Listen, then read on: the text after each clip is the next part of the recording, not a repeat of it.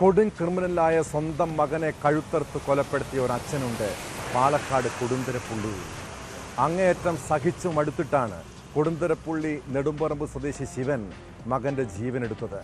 മരുമകളെ ഉപദ്രവിക്കുന്നത് നേരിൽ കണ്ടതോടെയാണ് ആ അച്ഛൻ കത്തിയെടുത്ത് മകൻ ഷിജിലിനെ കൊന്നത്.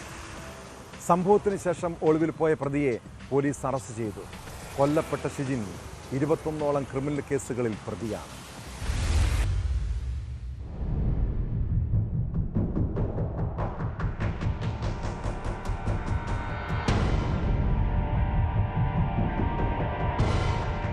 കൊടുന്തിരപ്പള്ളി നെടുമ്പറമ്പിൽ കഴിഞ്ഞ ദിവസം വൈകിട്ടാണ് നാടിനെ നടുക്കിയ സംഭവങ്ങളുടെ തുടക്കം. 21ലധികം കേസുകളിലെ പ്രതിയായ മകൻ ഷിജിൽ മദ്യലഹരിയിൽ ഭാര്യയെ ഉപദ്രവിക്കുന്നത് പതിവായിരുന്നു. കഴിഞ്ഞ ദിവസം ഗത്യന്തരമില്ലാതെ മരുമകൾ അച്ഛൻ ശിവനെ ഫോൺ ചെയ്ത് വിളിച്ചു വരുത്തി. ജോലി സ്ഥലത്ത് നിന്നുമെത്തിയ ശിവൻ മകനോട് ഭാര്യയെ തല്ലരുതെന്ന് ആവശ്യപ്പെട്ടു. എന്നിട്ടും ഷിജിൽ കൂട്ടാക്കിയില്ല. ശിവന്റെ ഭാര്യ മരുമകളെ മുറിക്കകത്താക്കി പൂട്ടി.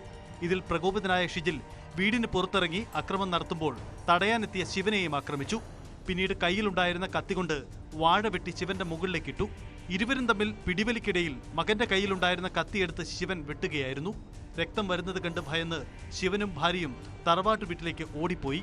കഴുത്തിന് മുറിവേറ്റ ഷിജിൽ നടന്നു ചെന്ന് സുഹൃത്തിന്റെ വീട്ടിലെത്തി വിവരം പറഞ്ഞു.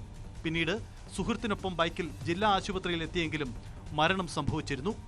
ആരാണ് കഴുത്തിന് വെട്ടിയതെന്ന് ഡോക്ടർ ചോദിച്ചപ്പോൾ സംസാരിക്കാൻ കഴിയാത്തതുകൊണ്ട് പേപ്പറിൽ എഴുതിയത് നോ പ്രോബ്ലം ഫാദർ എന്നാണ്. സംഭവത്തിന് ശേഷം ഒളിവിൽ പോയ പ്രതിയെ പോലീസ് അറസ്റ്റ് ചെയ്തു. കൊല്ലപ്പെട്ട ഷിജിൽ കാപ്പ കേസ് പ്രതിയാണ്.